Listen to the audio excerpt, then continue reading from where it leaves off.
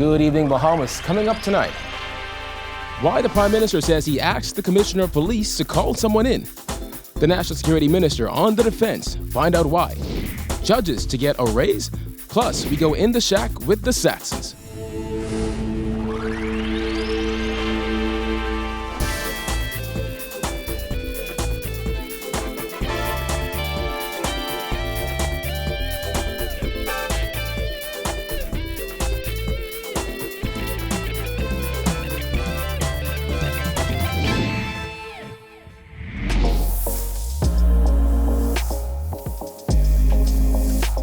Our News is brought to you by Alive.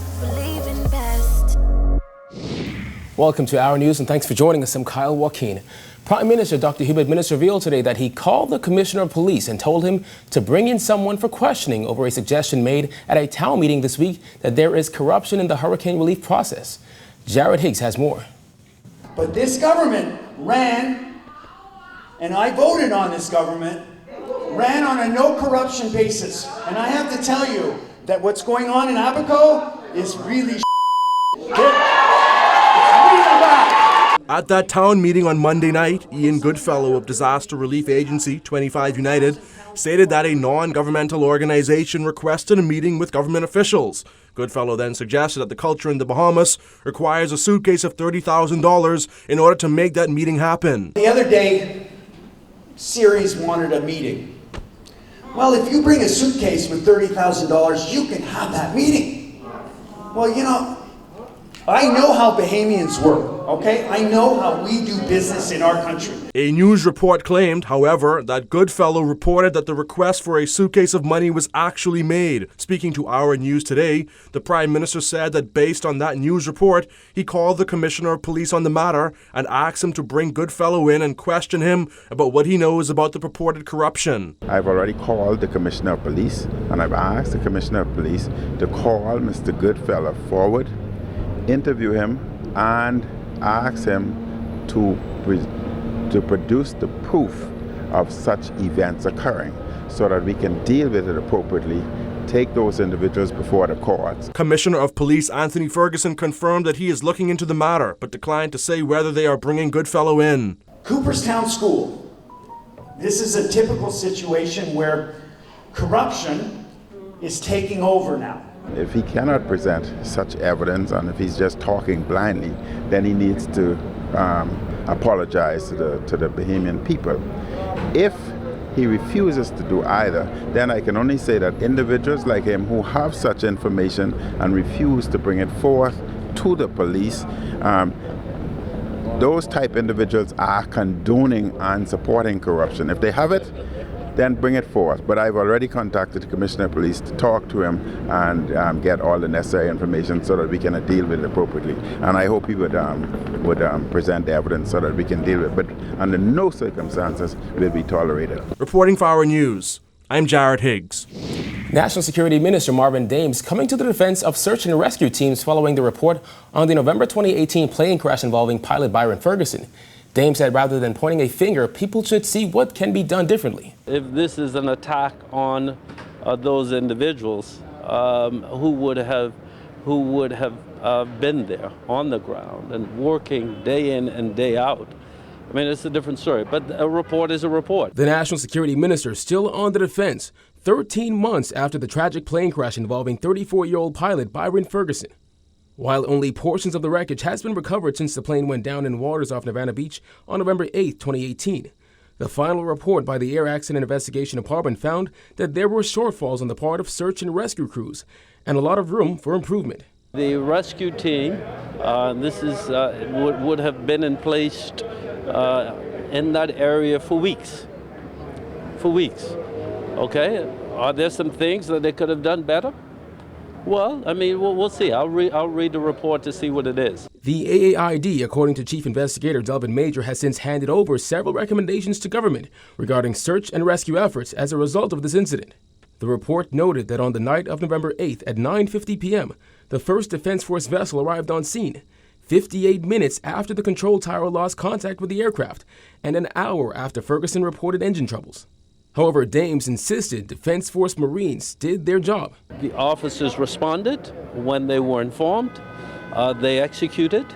And yeah, we can look back and say, well, you know, that could have been done differently and that could have been done. That's what it's all about. How do we improve? In the days and weeks following the crash, Dames remained on the defense, calling Attorney General Carl Bethel off base after he called out those agencies for procedural missteps that occurred. I think he was absolutely off base. On Monday, senators passed the Air Accident Investigative Authority bill, which Dames said looks to address many of the concerns listed in that report, particularly the Bahamas' non-compliance with some standards and international recommended practices. So this is all about getting better. A 6% pay raise for judges is among recommendations made by the Judges' Remuneration and Pensions Commission, which produced a 13-page report submitted to government. Jasmine Brown reports. The report, dated December 20th, 2018, was tabled in the House of Assembly by Prime Minister Dr. Hubert Minnis nearly a year to the day it was completed. It was compiled by the Judges' Remuneration and Pensions Commission, which comprises a retired Supreme Court justice, former president of the Bar Association, attorneys, and accountants. The report noted that their job was to inquire into the adequacy of salaries, allowances, and pensions payable under the Judges' Remuneration and Pensions Act. The current salary of the Chief Justice is $120,253. The CJ also gets cash allowances of $63,000 for housing, $15,000 for responsibility, and $10,000 for children's education, as well as an additional $10,000 for official entertainment. Making slightly less is the President of the Court of Appeal, who has an annual salary of $115,902, in addition to $61,000 for housing, $12,500 for responsibility, and $10,000 for children's education. The annual salary of senior justices is $113,219, while the salary of a justice is $106,041. Both receive a $50,000 housing allowance, $10,000 for responsibility, and $10,000 for their kids' education. The Commission is now recommending a 6% increase in salaries for judges across the board, in addition to a 3% increase for each year thereafter. The recommended 6% increase would raise the annual payment to judges by $156,728, from $2.6 million to $2.7 million. The report noted that the Commission understands that in the real world, it is highly unlikely that the average earnings of judges will be able to compare with the average earnings at the bar for top lawyers. For that reason, the Commission noted that every effort must be made to ensure that judges' compensation is sufficiently attractive to attract the best candidates. The Commission also noted that it was important that judges' compensation be sufficient to reflect the importance of the judiciary as an independent, co-equal branch of government to ensure judges will be fearless, independent, incorruptible, and efficient in the execution of their duties. Reporting for Our News, I'm Jasmine Brown. Government is looking to amend the Bail Act and Road Traffic Act. Proposed changes were tabled in the House of Assembly today. The Bail Amendment Bill 2019, if passed, would allow magistrates to grant bail in various fraud, drug, and firearm-related offenses. A bill for an act to amend the Bail Act to increase the jurisdiction of the magisterial court to grant bail in certain cases, to provide for the making of rules for regulating the procedure for applying for bail and for connected purposes. The amended bill will allow a magistrate to grant bail for the possession of prohibited weapons and ammunition, unlawful shortening of guns, unlawful possession of dangerous drugs, and possession with intent to supply any of those items. Meanwhile, the Road Traffic Amendment Bill seeks to impose stiffer penalties. It defines vehicular manslaughter by reckless driving as when a person causes the death of another person by driving a motor vehicle on a road or in public recklessly. Any person found guilty of the offense would be liable to imprisonment of up to 15 years.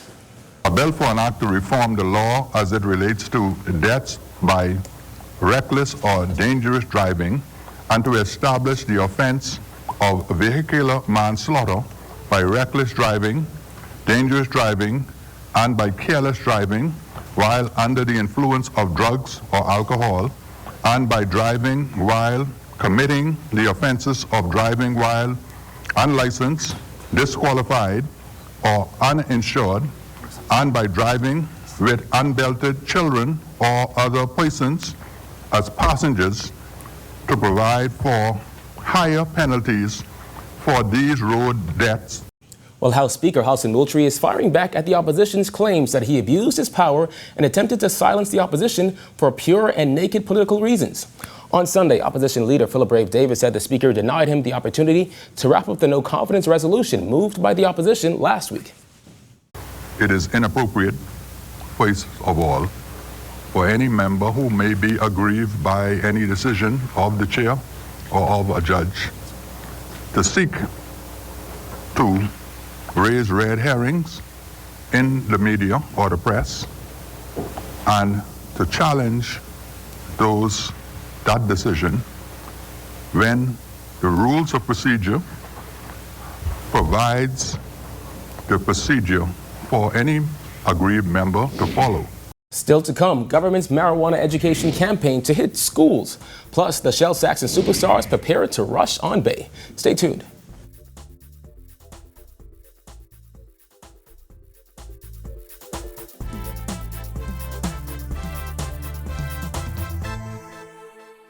From TV to phone to fast internet, how can we show appreciation for the 25 years you've been with Rev? To celebrate our 25th birthday, Rev is rewarding 250 lucky customers with $250,000 cash back. Simply switch to Trio, upgrade to Trio, or pay your bill in full and have your chance to win cash this Christmas. Just call 601-8992 or email us at trio@cablebahamas.com. Rev, you and us together.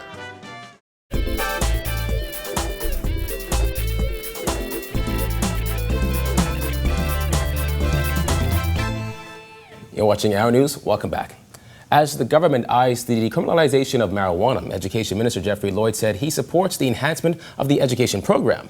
Georgia Bain reports. Education Minister Jeffrey Lloyd said while public school students are already receiving some education on the effects of marijuana, the curriculum on the subject will be widened to accommodate a change in status if marijuana use is decriminalized in the Bahamas. When we talk about the decriminalization of these substances, we are not talking about throwing the door wide open so that young people can still have access to them. Just like they don't have, unfettered access to alcohol, unfettered access to cigarettes. There will be regulations, absolutely, if it is being considered and will be considered by the government, no question about it. But yes, I endorse an enhancement of the education program. But it's not just high school students who are being educated on the topic. From preschool, 3 years old, according to their ability to understand. But we need to get it at the earliest stages of life so that they can begin to grow up in an environment of an awareness of what is dangerous. The education minister has been a long-time supporter of the decriminalization of marijuana. He said he endorses minister's sentiments and looks forward to the delayed report from the Marijuana Commission. That we unfortunately have, relegated a number of our young people to a life that is unfortunate for them in terms of employment, in terms of travel as a result of this situation where they are found with a joint or two, and again, recreational quantities, and their life has really essentially come to a stop.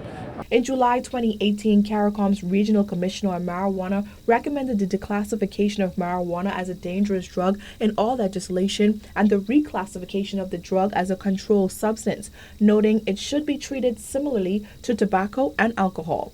Reporting for Our News, I'm Georgia Bain. With the Boxing Day Junkanoo Parade just 8 days away, these last few days are crucial as groups prepare to battle. Jerome Sawyer continues our Rush to Bay series tonight with a visit inside the shack of the great, the phenomenal Shell Saxon Superstars.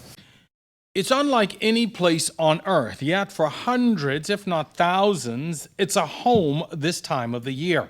The shack has its origins in the early days of Junkanoo, a place where costumes are designed, built, pasted, and tricked out in a race against time to get to Bay Street for the Boxing Day and New Year's Day parades. The shack of the Shell Saxon's Superstars provides a perfect glimpse into the crunch time. With the parade only a few short days away, the hours endless, the workload tremendous, where the singular focus is getting to Bay Street. That's all about execution, right? And it starts in the shack, right? When you're doing costumes, you got to execute what you're doing in the shack. And when even the practice, when you go to practice, you got to execute your music. You got to make sure that's right. You got to execute your dance and make sure that's right. And when you get to Bay Street, you bring that same mentality of bringing that same execution style to Bay Street, and you got to execute. If you don't execute, then you just, you don't stand a chance. As the parade draws near, it's a numbers game. Every second counts. for preparation, because when it comes to the overall finished product, the visual impact and everything of the costume have to be on point. So you have to be in the shop to make sure that's handled. And once the costumes get done, it's about movement. Mobilization of moving us from the shacks to Bay Street is a tumultuous one. You have to make sure that your outriders are ready, your flatbed trucks are ready, that all of your pieces are in the container. So we have a scheduled set time. So if let's just say, of course, the parade starts at 10 p.m. So we want to be mobilized by at least 12 p.m. that day. So that means by 9 o'clock that morning, everything that you have should have been loaded into the trailer. This is Christmas morning. This is Christmas morning. You forget your family and whatever. You need to go to church. You need to pray that morning and get yourself sorted out. All right, thanks, Jerome. Still to come, we continue to count down the 12 days of Christmas. Stay tuned.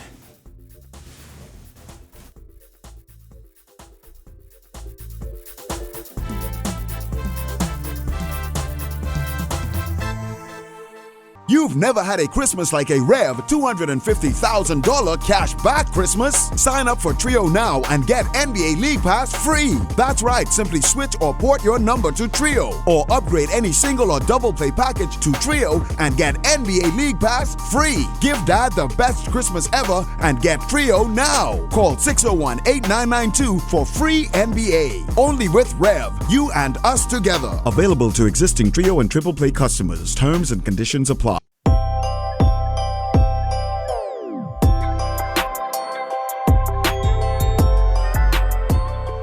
While most of us are preparing for the holidays, others see it as an opportunity of the worst kind. It's a chance to steal. And for business owners, it can be extremely stressful, protecting customers, staff, and business assets. So where do you start with protecting your business? Then you have your surveillance cameras. Surveillance cameras have come a long way. You're able to pull it up on your cell phone. You can be anywhere in the world and see what's going on around your business. And in the event that something does happen, you have footage to assist you in either catching the criminals, or you can see exactly what happened. But what about when you're not there? Then we have our alarm systems that we encourage business owners. You can set the alarm for a particular closing time. And if that alarm is not set at that closing time, there's an alert that goes off. Any business that deals with cash, that has customers coming in and out, should have a panic alarm. And what a panic alarm does is it silently alerts the authorities that there's an emergency, that something is going on. And here's a small thing that can make a huge difference. One of the common mistakes that we make here in the Bahamas, for particular, we have our security officers as family. We look at them as doormen more than actually security guards, and so they're not really able to be vigilant. During the holiday seasons, it's important that the security guard is vigilant. They have to notice everything that's going on because we don't expect them to stop something from happening per se, but you need somebody that's able to give an account of what happened.